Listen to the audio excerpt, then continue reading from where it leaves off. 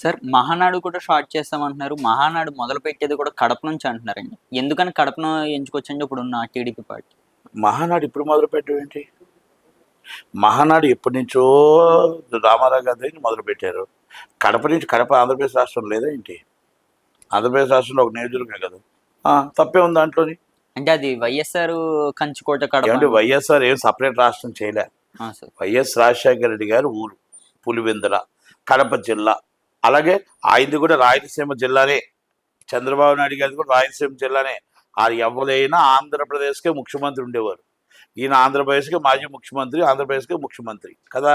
అవును సార్. ఎక్కడి నుంచైనా మహానాడు చేయొచ్చు. ఇది మహానాడు ఇప్పుడు కొత్తగా చేసేది కాదు. దానికోసం మనం డిస్కషన్ చేయాల్సిన అవసరం కూడా. అంటే ఉన్న 2 సీట్స్ కూడా కడపలో వచ్చిన 3 సీట్స్ కూడా తీసుకొచ్చు అన్న ప్లానింగ్ లో ఉన్నది. అందుకని కడపలో ఇప్పుడు వచ్చి ఎప్పుడు గెలవలేదు టీడీపీ అని కూడా మాట్లాడుతున్నారు. 2028 2020 జమిలీలకైతే 28, మామూలు ఎలక్షన్ 29. గెలిచేది ఎవరో ఉండేది ఎవరో ఆ రోజు కదా. ఇంకా గవర్నమెంట్ వచ్చి 10 నెలలు అయింది. ఇంకా 4 సంవత్సరాలు 2 నెలలు ఉంది. అంటే 50 నెలలు టైం ఉంది. ఏమంటే గవర్నమెంట్ మ్యాండేటరీ ప్రజలు ఇచ్చారు. 50 నెలలు వాళ్ళు చేయనియండి. చేసిన తర్వాత మాట్లాడాలి కానీ చేయకుండానే ఇంకా చేయకుండానే అప్పుడే ఎలక్షనా? ఇది ఎలక్షన్ టైం కాదు, అభివృద్ధి టైం. ప్రజల్ని మొత్తం టోటల్గా ప్రజలందరినీ మన అభివృద్ధి మీద నడిపే టైం కదా. 10 నెలలు అయింది. మీరు లాస్ట్ 10 నెలలు మాట్లాడితే బాగుంటది కానీ ఇప్పుడు ఇది ఎలక్షన్ టైం కాదు. సార్ అడిగేది ఎవరైనా ఏమండి, ఎవరైనా వాళ్ళకి అవగాహన లేదు మాట్లాడుతున్నారేమో. ఎలక్షన్ టైం ఎలాగవద్దు, మొన్న వచ్చింది మే కూడా రాలేదు ఇంకా కదా. ఎలక్షన్ టైం కాదు ఇది రేపు వచ్చే టైము. 4 సంవత్సరాల తర్వాత ఎలక్షన్ కోసం మాట్లాడు. ఇప్పుడు అభివృద్ధి ఎలా జరగాలి, కడప అభివృద్ధి ఎలా జరగాలి, పులివెందుల అభివృద్ధి ఎలా జరగాలి, పొద్దుటూరు అభివృద్ధి ఎలా జరగాలి, తిరుపతి ఆధ్యాత్మిక కేంద్రం ఎంత చక్కగా జరగాలి. కాలు నడకన మన పులులుగా వన్యప్రాణాలు వచ్చేస్తున్నాయి. వన్యప్రాణం లేకుండా ప్రజలను ఎలా కాపాడాలి, వన్యప్రాణాలను ఎలా కాపాడాలి. వన్యప్రాణాలు కాపాడాలంటే గంధపు చెక్క స్మగ్లర్ని పట్టుకోవాలి. గంధపు చెక్కల స్మగ్లర్ని పట్టుకోవాలంటే పవన్ కళ్యాణ్ గారి శాఖ. అది పవన్ కళ్యాణ్ గారి శాఖలో ఆయన పట్టుకొని ఆయన అందరినీ కూడా శిక్షించి చెట్లు పెరిగే ప్రయత్నం చేస్తే, నీళ్ళు వచ్చే ప్రయత్నం చేస్తే వన్యప్రాణాలు అక్కడికి రాకుండా ఉంటాయి. ఆ వన్యప్రాణులు బయటికి రావడం వల్ల, జనాల ఆకర్షణకు రావడం వల్ల ప్రాణాలకి భయపడుతూ అరచేతిలో బతుకుతూ పైకి ఎక్కుతున్నారు. ఇవన్నీ పోవాలంటే ఇవన్నీ కూడా మొత్తం టోటల్గా దాని మీద దృష్టి పెట్టాలి. పవన్ కళ్యాణ్ గారి పాత్ర ఏంటి? అటవీ శాఖ మంత్రిగా ఆయన దాంట్లో పాత్ర పెట్టాలి. అవినీతిలో కూరుకుపోయిన పంచాయతీరాజ్ శాఖని దాన్ని ఒక దారిలో పెట్టి వేల కోట్ల రూపాయలు దోచుకున్న ఈ బడాబాబుల్ని బయట పెట్టి అది మొత్తం టోటల్గా ప్రపంచానికే మనం హప్పిచ్చే విధంగా. పంచాయతీకి అంత పవర్ ఉంది, పంచాయతీకి అంత పవర్ ఉంది. ఆ పవర్ని మనం ఉపయోగించుకునేటట్టు మనం అవినీతి సొమ్ముని వీళ్ళ దగ్గర లాగి ఈ ఉన్న కొంతమంది ఎంప్లాయీస్ చేస్తున్న అరాచకాలని పొలిటికల్ లీడర్స్తో వంతపాడుతూ పొలిటికల్ లీడర్స్తో కుమ్మక్క అయిపోయిన వాళ్ళని వెలుక్కి తీసి బయటకు తీయగలిగే సత్తా పవన్ కళ్యాణ్ గారికే. అది కూడా లేదు అంటే ఇంకా నాకు తెలిసి రాజకీయ నాయకులు ఎవరికి కూడా నిజాయితీ ఉందని నేను అనుకోను ఇంకా. ఎందుకంటే ఆయనే కానీ అవినీతిని కానీ బయట పెట్టకపోతే ఇంకెవరో నాకు తెలిసి ఇంకెవరు లేదు. కానీ ఎక్కువ పెండింగ్ ఫైల్స్ ఉన్నది కూడా పవన్ కళ్యాణ్ గారికి అని మాట్లాడుతున్నారండి. మరి నేను అదే అంటున్నాను కదా, ఆయన చూడాలి అవన్నీ. ఆయన చూసి పవన్ కళ్యాణ్ గారు ఆ ఫైల్స్ అన్ని క్లియర్ చేసే బాధ్యత, వాళ్ళందరినీ అవినీతి పరులు అందరినీ తీసుకెళ్ళి బయట తీసుకొచ్చే బాధ్యత, అవినీతి పరుని నడి రోడ్డు మీద నిచ్చే బాధ్యత, మొత్తం టోటల్ నిజాయితీ కలగా ఆయన దగ్గర సైన్స్ అండ్ టెక్నాలజీ ఈ 3 శాఖలు బ్రహ్మాండంగా చేయాలి.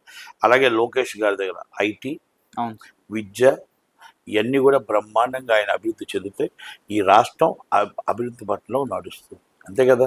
మన అంతే తప్ప రెవెన్యూ ఎలా పెరగాలి, రెవెన్యూ ఎక్కడెక్కడ పెరగాలి, భూములు ఎక్కడ అన్యాక్రాంతం అయిపోతున్నాయి, ల్యాండ్ గ్రాపింగ్ ఎందుకు పెట్టాం, ప్రజలు ఎక్కడ మోసపోతున్నారు, ఇవన్నీ మనం మొత్తం అంతా తీసి ఇన్కమ్ పెంచుకొని, పరిశ్రమ పెంచుకొని, ఎంప్లాయ్మెంట్ పెంచుకొని దాని మీద 4 సంవత్సరాలు దృష్టి పెట్టి పోలవరం రాజధాని కట్టి, పోలవరం పూర్తిగా కట్టి, అమరావతి రాజధాని పూర్తి చేసి, సినిమా పరిశ్రమ విశాఖపట్నం, రాజమండ్రి, తిరుపతి దాంట్లో శాశ్వతంగా సినిమా పరిశ్రమలో ఎంప్లాయ్మెంట్ ఇచ్చి మొత్తం టోటల్గా సినిమా పరిశ్రమ ఇక్కడ అక్కడ 2 రాష్ట్రాల్లో బాగుండే విధంగా ఇవన్నీ డెవలపింగ్ చేయాలి. గోదావరి ఒడ్డున మొత్తం టోటల్గా చక్కగా చీకట్లో మొత్తం లైట్లతో చక్కగా షూటింగ్లు జరుగుతూ ఉంటే, అలాగే ఆ విశాఖపట్నంలో మొత్తం టోటల్గా 30 కిలోమీటర్ల కారిడార్ ఉంది.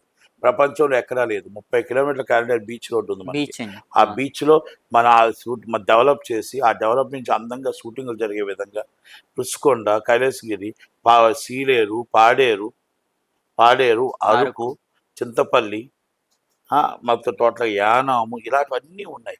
మళ్ళాటప్పుడు అనకాపల్లి నుంచి పాడేరు వెళ్ళే రోడ్డు మనం టోటల్గా అన్ని గుంతలు అయిపోయి ఉన్నాయి. ఇప్పటికి స్టిల్ ఇప్పటికి మొత్తం వడ్డాది బిజ్జి పడిపోయి ఉంది. పాడేరుకి వెళ్ళే దారి లేదు, అరకుకి వెళ్ళే దారి బాగలేదు. ఇవన్నీ కూడా మనం టూరిజం శాఖకి మనం అన్ని ఆగిపోయి ఉన్నాయి. దాన్ని డెవలప్ చేయడానికి గత ప్రభుత్వాన్ని మనం తిట్టడం కాదు, ఈ ప్రభుత్వంలో మనం పూర్తి చేస్తూ పెట్టండి పాతండి జెండా. వాళ్ళు వైసీపీ వాళ్ళు చేసిన ఈ రోడ్డుని, పాడు చేసిన రోడ్డుని మేము బాగు చేసాం అని పెట్టండి. మీరు బాగు చేయక బాగు చేయక టూరిజం ఎలా డెవలప్ అవుద్ది? కనుక ఇవన్నీ కూడా అభివృద్ధి చెందాలి. మన ఊళ్ళో రోడ్లు బాగుండాల, మన టూరిజం పెరగాల, ఇవన్నీ పెరగాల, ఇన్కమ్ పెరగాలి. ఈ 4 సంవత్సరాలు చంద్రబాబు నాయుడు గారు దాని మీద దృష్టి పెట్టాలి. రెడ్ బుక్ రాజ్యం కాదు. Red book is legal, red book is లాకి వ్యతిరేకం కాదు. లా చట్టం ప్రకారం రెడ్ బుక్ చేస్తుంది. రెడ్ బుక్ వేరు, ఇది వేరు. ఎందుకంటే చట్టం అప్పుడు చేసిన తప్పులు పాపాలు ఈరోజు అనుభవిస్తున్నారు. అది పోసాన కృష్ణమూర్తి అవ్వచ్చు, సోమన్ ఈజ్ ద పీపుల్స్ ఇంకొకరు అవ్వచ్చు, విడుదల రజనీ గారు అవ్వచ్చు, ఆ రోజు కాకాని గోవర్ధన్ రెడ్డి గారు అవ్వచ్చు, ఇంక ఎవరైనా సరే అనిల్ యాదవ్ గారు అవ్వచ్చు, అనుకోవాలి. ఆయన దెబ్బకి ఒక్కొక్కరు లేపేస్తున్నాడు. ఈరోజు లేపినాడు ఏడు అంటే ధైర్యం ఏంటో తెలుసా? గవర్నమెంట్ ఉన్నప్పుడు అలాగే మాట్లాడాలి, గవర్నమెంట్ లేనప్పుడు ఎదిరించి మాట్లాడాలి. గవర్నమెంట్ పోతే పారిపోవడం, గవర్నమెంట్ వస్తే మళ్ళా ఎగేసుకొని రావడం, ఇది టీడీపీలో కూడా ఉన్నారు. టీడీపీలో ఆయన అరెస్ట్ చేస్తాడు, చంద్రబాబు అరెస్ట్ చేస్తాడు, కానీ టీడీపీ లేనప్పుడు పరారు. మళ్ళీ టీడీపీ వచ్చినప్పుడు మళ్ళీ వచ్చారు, అందరూ పంచికట్లు కట్టి వేసుకుంటూ అనుకొని వచ్చారు. కాదు, ఆ రోజు పార్టీ కోసం, టీడీపీలో పార్టీ కోసం 5 సంవత్సరాలు పార్టీ లేనప్పుడు ఎన్నో కేసులు ఎదుర్కొంటూ కష్టపడి చేశారు. బుద్ధ వెంకన్ని మెచ్చుకోవాలి. ఎందుకంటే ఆ రోజు ఏ వాయిస్ ఉందో ఈ రోజు అదే వాయిస్ ఉంది. బుద్ధ వెంకన్న ఇలా చాలా మంది కొంతమంది ఉన్నారు. అంటే వాయిస్ చంద్రబాబు నాయుడు గారికి అండగా నించున్నారు, అలాగంతే. గవర్నమెంట్ లేనప్పుడు కూడా నించున్నారు, అలాగా ఒక కవచం కింద అలా నించోవాలి. ఈరోజు వైసీపీ గవర్నమెంట్లో లేదు కాబట్టి పరారు, అందరూ మినిస్టర్లు పరారు. వాసిరెడ్డి పద్మ రిజైన్, అందరూ. మరి 5 సంవత్సరాల ముందు వాళ్ళ గవర్నమెంట్లో రిజైన్ చేయలే? ఎప్పుడైనా ఒకటి గుర్తుపెట్టుకోండి, ముందు చెప్పేవాడు నిజాయితీ పరుడు, వెనక చెప్పేవాడు దొంగ. అంటే ముందు నువ్వు నీ దగ్గర ఉంటే మీరు తప్పు చేస్తున్నారు సార్ అని చెప్పేవాడు నిజాయితీ పరుడు. మీరు వెనక్కి వెళ్ళిపోయిన తర్వాత, సార్ ఆ రోజున అనుకున్నాను సార్, కానీ మీరు చెప్తే వినరని నేను చెప్పలేదు సార్ అంటే నువ్వు దొంగవి. ఎందుకో తెలిసినా, నువ్వు మానేసి చెప్పడం కాదు, ఆ రోజు నువ్వు ఎదురుకుంటా చెప్పుంటే బాగున్నావు. ఇప్పుడు ఎవరైనా పని చేస్తుంటారు, ఎవరైనా జాబ్ చేస్తున్నారు, సార్ వీళ్ళని అవినీతి చేశాడు సార్ అని రెడ్ హ్యాండ్గా పట్టుకొని చెప్తే నువ్వు కింగ్ ఆఫ్ ది కింగ్. అదే అవినీతి ఆ రోజు జరిగింది సార్, అవినీతి, కానీ చూశాను సార్, నన్ను ఏదో చేస్తాడు అనుకుని ఆగిపోయాను సార్, నువ్వు చేతకానోడు అంటే అర్థమైందా? అర్థమైంది సార్. ఎదురుగుంటా ఉండి మాట్లాడేవాడు మగాడు, వెనకాల మాట్లాడేవాడు అడు మనిషి కాదు, అంతే.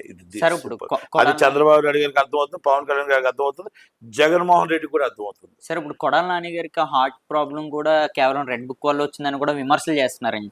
ఇది ఎంతవరకు కరెక్ట్? ఒక్క మాటేనండి, నేను 2 విషయాలు నమ్ముతాను. సృష్టి దేవుడు, మనం సృష్టి దేవుడు ఇచ్చాడు. మన ఒంట్లో బాగోలేని వ్యక్తుల కోసం మనం డిస్కస్ చేయకూడదు, తప్పు ఇది. ఎందుకంటే ఆయనకి ఆయురారోగ్యాలతో బయటికి రావాలని కోరుకుందాం. ఎవరు శత్రువు అయినా సరే, మిత్రుడైనా శత్రువు అయినా బాగుండి చక్కగా బయటికి రావాలని కోరుకుందాం తప్ప రాజకీయాలు పక్కన పెట్టండి.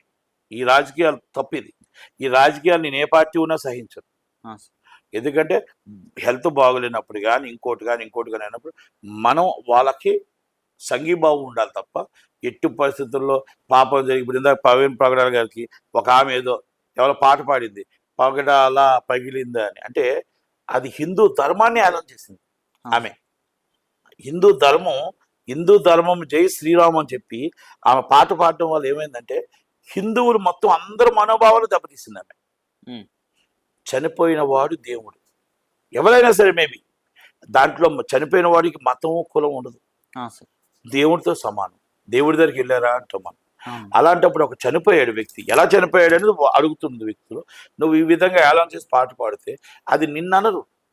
నువ్వు నమ్మే దేవుణ్ణి నువ్వు ఏళన చేస్తున్నావు. అంటే నువ్వు నమ్మే దేవుని జై శ్రీరామ్ అని చెప్పి నువ్వు ఇలా పాట పాడుతున్నప్పుడు ఏమవుతుందంటే, అంటే ఇదేనా సంస్కృతి, ఇదేనా భగవద్గీతలో నేర్పిన భగవద్గీత, ఇదేనా ఖురాన్ నేర్పిన ఖురాన్, ఇదేనా బైబిల్ నేర్పిన బైబిల్ అని అడుగుతారు. ఇది నేను క్రిస్టియన్స్లోనన్నా హిందువులనన్నా ముస్లిమ్స్లన్నా తప్పే. ఎవరినైనా చచ్చిపోయిన వాళ్ళని మనం గౌరవించాలి. ఫస్ట్ ఆఫ్ ఎవరినమని అండి మనం గౌరవించాలి. అలాగే గౌరవించవలసిన బాధ్యత మనకు ఉంది.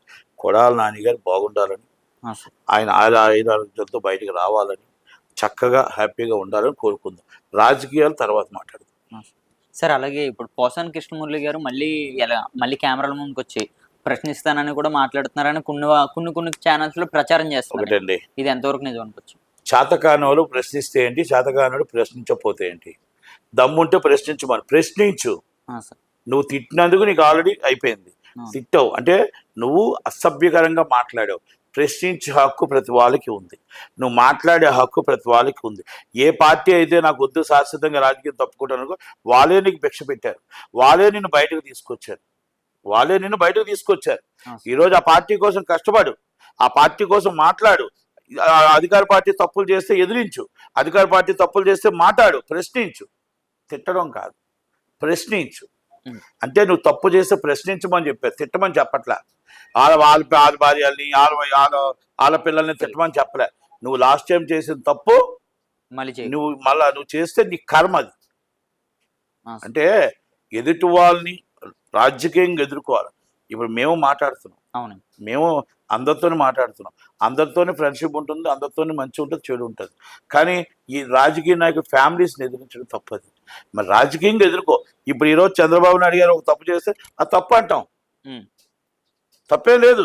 ఎదుర్కొంటే చెప్పినప్పుడు బాగా నేను చెప్తాను, ఎదుర్కొంటా. నన్ను ఏమనుకున్నా చెప్తాను, నేను లోకేష్ గారు ఏమనుకున్నా చెప్తా, పవన్ కళ్యాణ్ గారు నన్ను ఏమనుకున్నా నేను చెప్తా. నేను పార్టీకి యాంటీ కాదు, లేకపోతే వాళ్ళకి యాంటీ కాదు. వాళ్ళు 100% నా తప్పు అయితే రెక్టిఫై చేసుకుంటాను. నేను అది కరెక్ట్ అనుకుంటే వాళ్ళు రెక్టిఫై చేస్తారు. ఇప్పుడు పలానా దాంట్లో అవినీతి జరుగుతుందని చెప్పాను, అది అవినీతి జరగట్లేదని చెప్పి క్లీన్ చిట్ ఇమ్మనండి, నేను దాంట్లో ప్రూఫ్స్తో చూపిస్తా.